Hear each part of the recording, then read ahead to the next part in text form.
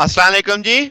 आज का टॉपिक हमारे पास इंट्रिंसिक सेमीकंडक्टर के बारे में है। हम देखेंगे कि इसकी क्या खूबियां होती हैं, कंडक्शन का बायस क्या बनता है इसके अंदर, और फिर हम इसकी दो तरह की कैटेगरी देखेंगे। डायरेक्ट गैप आपके पास सेमीकंडक्टर और इनडायरेक्ट बैंड गैप सेमीकंडक्टर, वो भी इंट्रिंसिक के ही बुनियाद पे हम उनकी डेफिनेशन बनाने वाले हैं। ठीक है, तो इंट्रिंसिक सेमीकंडक्टर की जब हम बात करते हैं तो सिलिकॉन आपके पास फोर्थ ग्रुप से बिलोंग करता है। ये इंट्रिंसिक सेमीकंडक्टर को एक तरह से रिप्रेजेंट कर रहा है। अब इसका एटॉमिक नंबर 14 है। 14 का मतलब 2, 8 और 4, यानी फर्स्ट में 2 देंगे, अगले में 8 और उससे अगले में 4। तो इसका मतलब आउटर मोस्ट शेल में 4 इलेक्ट्रॉन इसके मौजूद हैं। और इसका जो स्ट्रक्चर अगर आप देखें तो वो डायमंड की तरह का ही होगा, टेट्राहाइड्रल बाइंडिंग स्ट्रक्चर चल रहा होगा। अब क्या है कि इसका मतलब हमें पता है कि इसके आउटर मोस्ट शेल में 4 इलेक्ट्रॉन हैं, तो ये 4 सिलिकॉन एटम के साथ मिलके बॉन्ड बना सकता है प्योर स्टेट के अंदर जब हम बात कर रहे होते हैं। और हर बॉन्ड कौन सा होगा? कोवलेंट बॉन्ड होगा। इसका मतलब शेयरिंग हो जाएगी कि इलेक्ट्रॉन कंट्रीब्यूट लेट से अगर हम करेंगे ए के साथ, तो उसके अगले साथ जो दूसरा बॉन्ड बनेगा, यानी वो आपके पास यहाँ पे हमने ए एटम को अंडर कंसीडर किया हुआ है। तो यहाँ पे एक सिलिकॉन है, तो उसने अपने हमसाये में मौजूद 4 सिलिकॉनों के साथ एक एक इलेक्ट्रॉन शेयर किया हुआ है, तो 8 पूरे किए हुए हैं इस तरीके से। अब मसला क्या है कि जीरो टेम्परेचर पे, एट 0 केल्विन पे तो ये मामलात रहते हैं, ये बॉन्डिंग ऐसी ही रहती है। मगर जैसे ही टेम्परेचर को बढ़ाते हैं आपका ये एटम आयनाइज्ड हो जाता है। हमने मिसाल के लिए इसी को अंडर कंसीडर रखा हुआ है, और इसका अंदर यहाँ से इलेक्ट्रॉन निकल जाएगा। तो वो इलेक्ट्रॉन हमने यहाँ पे मेंशन कर दिया जो फ्री मूव कर रहा है क्रिस्टल के अंदर। ठीक है, और हम कहेंगे कि आपके पास वो उसकी इंटरेक्शन एटम के साथ इंतहाई कम है, और जो उसके रास्ते में आने वाले हैं, यानी केस समझाने के लिए लिया है। तो इतने ज्यादा आपके एटम्स होते हैं क्रिस्टल में, उनमें से एक, सिर्फ एक सिलिकॉन एटम ने, हमने कहा, इलेक्ट्रॉन को मिस किया या उसमें से कमी आई, जैसे आप इस केस में देख रहे हैं। तो इतनी बड़ी जो तादाद है इलेक्ट्रॉन्स की आपके पास, यानी कि ढेर सारे इलेक्ट्रॉन है, उनमें से एक इलेक्ट्रॉन अभी आजाद हुआ है जो कि फ्रीली मूव कर रहा है। अब अगर आप इसको बैंड थ्योरी की लैंग्वेज में समझाना चाहें तो आप क्या कहेंगे कि आपके पास जो सिलिकॉन के 4 इलेक्ट्रॉन थे जो शेयरिंग में गए हुए थे, उनमें से एक आपने लेके वो वेलेंस बैंड से कंडक्शन बैंड में चला गया। ठीक है, तो इसका मतलब अब वो फ्रीली है उसके अंदर मूव करने के लिए कंडक्शन बैंड के अंदर।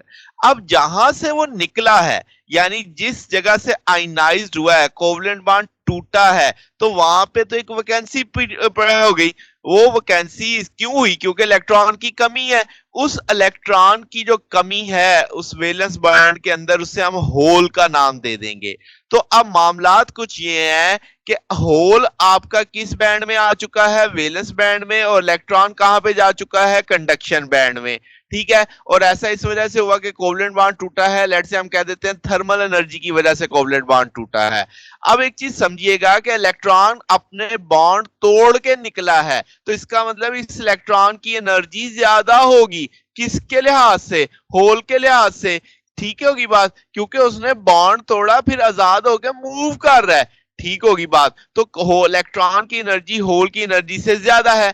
अगर मैं कहूं कि आपके पास ये जो आजाद इलेक्ट्रॉन है ये वापिस आना चाहता है अपनी जगह पे, तो जब ये वापिस आएगा तो जो इसने एनर्जी हासिल की हुई है वो इसको छोड़नी पड़ेगी, क्योंकि ये इस वक्त ज्यादा एनर्जी के ऊपर है। तो हम यही कहेंगे कि जब कंडक्शन बैंड में ये गिरेगा तो एक्स्ट्रा एनर्जी को आजाद करेगा। उसे किस सूरत में आजाद करेगा? इलेक्ट्रोमैग्नेटिक वेव की सूरत में।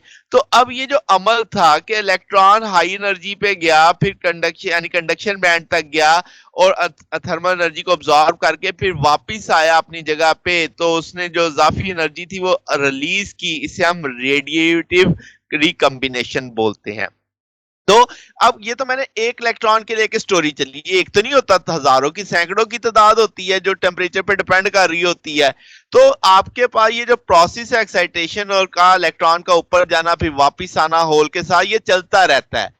ठीक है, मगर जब टेम्परेचर यानी बढ़ गया, 0 केल्विन नहीं है, तो बेशुमार इलेक्ट्रॉन आपके पास कंडक्शन में जाएंगे। मगर याद रखिएगा, जितने इलेक्ट्रॉन कंडक्शन में होंगे उतने ही तादाद किधर होगी, वैलेंस बैंड में होगी। आप इस तस्वीर से समझ सकते हैं कि वैलेंस बैंड से जो जंप करके ये कंडक्शन में, उनकी तादाद, होल की तादाद इलेक्ट्रॉन्स की तादाद के बराबर है। मगर अब वापिस आ जाओ 0 केल्विन पे। 0 केल्विन पे आप देखो वैलेंस बैंड कंप्लीटली फिल्ड है, कंडक्शन बैंड कंप्लीटली एम्प्टी है। इनके बीच में जो बैंड गैप है वो है 1.1 इलेक्ट्रॉन वोल्ट का। अगर हम रूम टेम्परेचर की बात करें कि आपके पास नॉर्मल 0.2025 होता है, इलेक्ट्रॉन वोल्ट होती है एक इलेक्ट्रॉन के पास वैलेंस बैंड में, तो ये 1.1 इलेक्ट्रॉन वोल्ट का जंप कैसे क्रॉस कर सकता है? बात समझ, ये एक बड़ा टेक्निकल सा क्वेश्चन है कि कैसे आपके पास रूम टेम्परेचर के बढ़ने से कि आपके पास थर्मल एनर्जी से वो ये जंप ले सकता है। ये थर्मल एनर्जी इंतहाई कम है बैंड गैप के लिहाज से, ठीक है। तो रूम टेम्परेचर अगर हम कहें वो आपके पास यानी 0 केल्विन के ऊपर वो आपके नियरली नियरली इंसुलेटर के तौर पे बिहेव कर रहा है। सिलिकॉन की हम बात कर रहे हैं। अब इसका जवाब छुपा है एक स्टैटिस्टिकल आंसर में कि आपके पास जो स्टैटिस्टिकल डिस्ट्रीब्यूशन होती है पार्टिकल्स की एनर्जी की एक एंसेंबल के अंदर, वो आपके पास यानी एक पार्टिकल वो मेंटेन रखता है एक पर्टिकुलर टेम्परेचर, यानी एक ग्रो है पार्टिकल्स का एंसेंबल है, उसमें जो स्टैटिस्टिकल डिस्ट्रीब्यूशन है वो एक पर्टिकुलर टेम्परेचर मेंटेन किए हुए हैं, ठीक है। तो वो जो मेंटेन किए हुए, लेट्स से 300 केल्विन हम बात कर रहे हैं, तो वो मैक्सवेलियन डिस्ट्रीब्यूशन ऑफ एनर्जी के तहत है। अब इसमें क्या कंसेप्ट, क्या है मैक्सवेलियन एनर्जी, वो मैंने नीचे पॉइंट्स की सूरत में लिखा है कि कुछ इलेक्ट्रॉन्स के पास जीरो एनर्जी की जानिब होगा, कुछ के पास इन्फिनिटी होगी, यानी बहुत हाई एनर्जी। तो इस ग्रो के अंदर, इस एंसेंबल के अंदर जिन इलेक्ट्रॉन की एनर्जी 1.1 से ज्यादा है, वो तो जंप कर जाएंगे वैलेंस से कंडक्शन में। अब असल मुद्दा इसके बाद है, उनके जंप करने के बाद जब वो कंडक्शन में पहुंच गए, बच जाने वाले दोबारा से अपनी एनर्जी को रीडिस्ट्रीब्यूट करेंगे, किसके तहत, मैक्सवेलियन स्टैटिस्टिक्स के तहत। और उस बच जाने वालों में से भी फिर कुछ की एनर्जी 1.1 से ज्यादा होगी, तो वो भी फिर कंडक्शन बैंड में पहुंच जाएंगे। अब ये मैं कंडक्शन बैंड में पहुंचने वाली कहानी सुना रहा हूं, ये प्रोसेस चलता रहेगा, मगर वहां से ऊपर से वापस भी आ रहे होंगे जो अपनी एनर्जी को छोड़ के दोबारा नीचे आ रहे होंगे। तो ये प्रोसेस जो इलेक्ट्रॉन होल यानी रिकम्बिनेशन का, वो भी चल रहा होगा साथ में। तो एक इक्विलिब्रियम डिस्ट्रीब्यूशन हासिल हो जाएगी आपको, बात समझ गए। तो ये आपके पास होगा कि इतने इलेक्ट्रॉन आपके पास रहेंगे कि जो कंडक्शन यानी चलती रहे इवन 300 केल्विन पे। तो ये एक बेसिक सा कंसेप्ट है, ठीक होगी बात। अब आगे दो बड़ी अहम बातें हैं, डायरेक्ट बैंड गैप और indirect band gap semiconductor. Band gap क्या पढ़ा था हमने लास्ट लेक्चर्स में, देखा हुआ है कि जो आपके पास एनर्जी का डिफरेंस है, जो वैलेंस बैंड की टॉप और कंडक्शन बैंड की बॉटम के बीच में एक डिफरेंस आता है, उस एनर्जी के डिफरेंस को बैंड गैप कहते हैं। आमतौर पे हम ये सारा कुछ किस्में डिस्कस करते हैं ई और के, यानी वेव नंबर की जो आपका ग्राफिंग होती है उसके अंदर रिप्रेजेंट किया जाता है ब्रिलियन जोन में। तो सबसे पहले आप कहेंगे डायरेक्ट बैंड गैप सेमीकंडक्टर्स क्या होंगे। अगर आप इस तस्वीर को देखो तो ई और के के बीच में बनाई गई है। ये ऊपर वाला बैंड कंडक्शन बैंड है, नीचे वाला आपका वैलेंस बैंड है। तो आप देखो कि मैंने लिखा k value corresponding to minimum energy of conduction band, यानी कि कंडक्शन बैंड में के की एक ऐसी वैल्यू और k value corresponding to maximum energy state in valence band. जब दोनों आपकी के वैल्यू, जहां पे इसकी आपके पास मिनिमम एनर्जी या और इसकी मैक्सिमम एनर्जी हो, अगर वो सेम हो, आर द सेम, जैसे ये आपको सेम दिखाई दे रही है, तो इस बैंड गैप को डायरेक्ट बैंड गैप कहेंगे, ठीक है। यानी दोनों के लिए ये जो पॉइंट मैं हाईलाइट कर रहा हूं, यहां पे इसकी ये मिनिमम एनर्जी और इसकी ये मैक्सिमम एनर्जी, ये एक ही के की वैल्यू के ऊपर लाई कर रही हैं। तो ऐसी सूरत में जो ट्रांजिशन होगी वो कहलाएगी डायरेक्ट बैंड गैप। इलेक्ट्रॉन जो फोटॉन अब्सॉर्ब करके ऊपर जाएगा। अच्छा, इसको मैं एक और तरीके से समझाता हूं कि जो आपका मैक्सिमम एनर्जी लेवल है वैलेंस बैंड का, वो अलाइनमेंट है, बिल्कुल एक ही लाइन पे है, किसके साथ, मिनिमम एनर्जी लेवल और कंडक्शन बैंड, ठीक है। अब ये मोमेंटम के रेफरेंस से अगर आप देखा जाए तो ई और पी के बीच में जो कर्व बना हुआ है वो ये देख सकते हैं, वही तस्वीर है मगर ग्राफिंग थोड़ी डिफरेंट कर दी गई है। तो अब इसका मतलब ये हुआ कि आपके पास डायरेक्ट जंप आ सकता है, एक ही अलाइनमेंट के अंदर है। तो अगर मैं कहूं रिकम्बिनेशन यानी इस इलेक्ट्रॉन ने वापिस आना है, तो ये उतनी ही एनर्जी रिलीज करेगा जितनी जाते हुए की थी, ये तो हमने पढ़ लिया। तो आपके पास वो यानी जितना, यानी मैंने जैसे पहले कहा कि रिकम्बाइनिंग पार्टिकल जो होगा यानी इलेक्ट्रॉन वापिस आके होल में जब एडजस्ट होगा तो वो एनर्जी रिलीज करेगा। ठीक है, वो उतनी गैप के मुताबिक की एनर्जी होगी जितना गैप उनके बीच में था। अब असल जो मुद्दा है वो है इनडायरेक्ट बैंड गैप। इनडायरेक्ट में क्या हो रहा है कि जो के वैल्यू है corresponding minimum energy conduction band की, वो जो आपकी के वैल्यू है maximum energy of valence band उसके साथ सेम नहीं है। जैसे आप इस तस्वीर में देखो तो आपको बड़ा समझ आएगा कि के की एक वैल्यू के ऊपर आपके पास ये वैलेंस बैंड में के की वैल्यू है, जबकि कंडक्शन बैंड की के की वैल्यू डिफरेंट है। ठीक है, तो ऐसी सूरत में अब जो बैंड गैप होगा ये इनडायरेक्ट बैंड गैप होगा। पहले अलाइनमेंट देख रहे हो, के की एक ही वैल्यू पे वैलेंस बैंड पे के यहाँ पे है जो हाईलाइट हुआ हुआ है, और कंडक्शन बैंड में के की वैल्यू ये डॉटेड लाइन से अगर नीचे देखिए यहाँ पे मेरा कर्सर चल रहा है ये बनेगी। अब दूसरे लफ्जों में कह सकते हो कि भाई जो आपका मैक्सिमम एनर्जी लेवल है वैलेंस बैंड का वो अलाइनमेंट में नहीं है, किसके साथ, मिनिमम कंडक्शन बैंड ऑफ आपके पास कंडक्शन बैंड के साथ। मोमेंटम के लिहाज से भी आप इसे डिफाइन कर सकते हैं।